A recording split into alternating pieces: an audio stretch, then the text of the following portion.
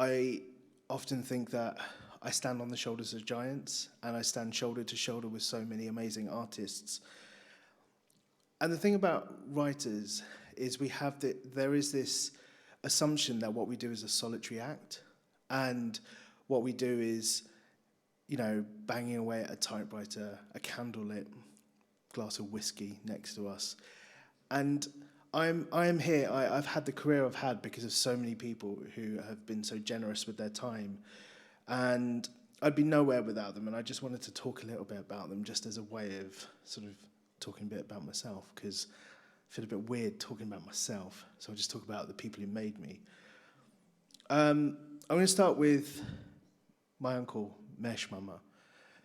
So his story looms large in my family. His story looms large in my personal growth, because he's the guy who taught me that one person can make a difference. He once met Malcolm X, which is pretty cool. But the thing that really blows my mind about my uncle is he moved to the UK in the early 60s. Insert amount of money in pocket, as per your own immigrant story that I'm sure you've heard. I think he had £3 in his pocket.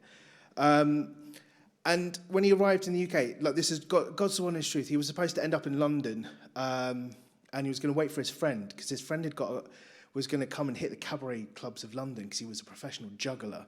This is a true story. And my uncle went ahead while this guy was waiting for a work visa, and my uncle couldn't find a lodging that would accept, I'm going to use a slur here, but I'm going to put quotation marks around it, coloured people.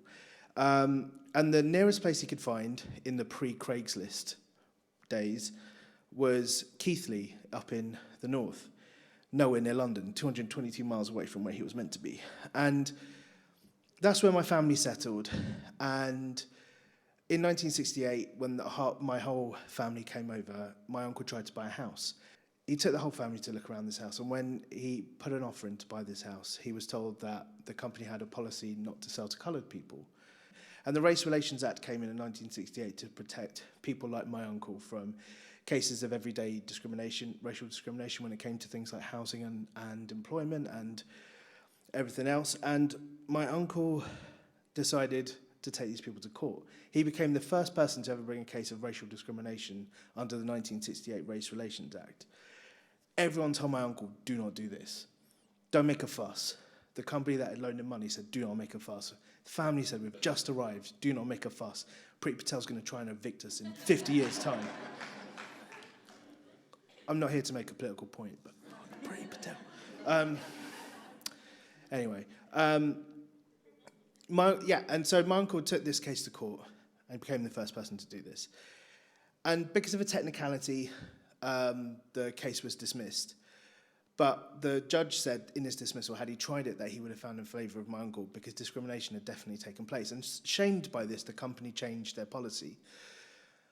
Sad that they changed their policy for economic reasons, but not for, human reasons. But there you go.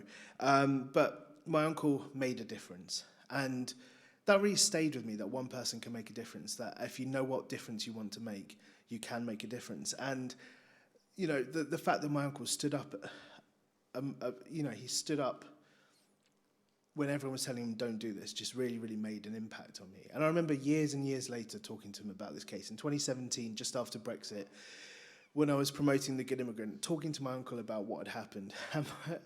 In 2017, a landlord in Kent was being sued because he had a company policy not to rent his properties out to South Asian people, because they would just stink the place out with their curry smell, which we all know is ridiculous because curry smells delicious. And I shout out curry. I showed the thing to my uncle, and my uncle was like, I fought this exact case 50 years ago. What has changed in 50 years? Nothing has changed. I put my neck on the line and nothing has changed. They keep telling us that the laws have made us all equal, but what work has been done to change people's hearts and minds? What work? Nothing. And that really broke my heart.